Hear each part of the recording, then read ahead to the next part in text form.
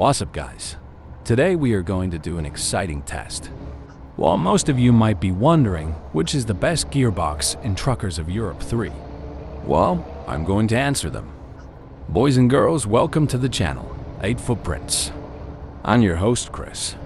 So, today we'll be comparing two main gearboxes in Truckers of Europe 3.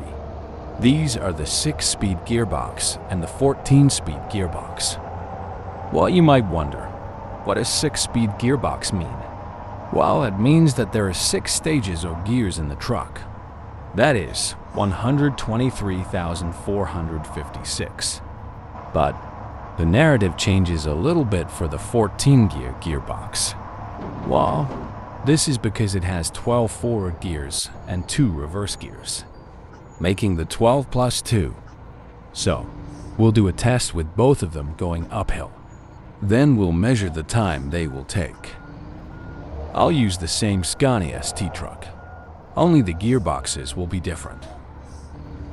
So, this will be the starting point. Assuming that the truck driver just had a quick break and he is ready to continue with the journey. This is the 6-speed gearbox, by the way.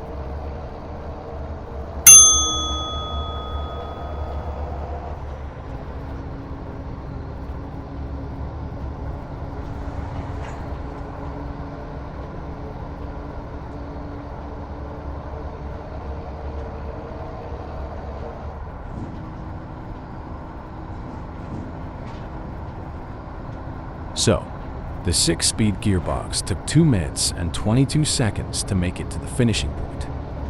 Now I'll try the same test with the 14-speed gearbox, and then I will try and explain why the difference between the two. Well, in terms of subscribers, we are at 8 speed and we are getting close to 9 speed.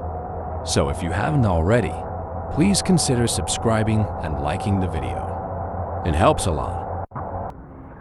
Now, this is a 14-speed gearbox. As I said, it has everything the same to the previous truck except from the gearbox. Now, let's see which one is more powerful.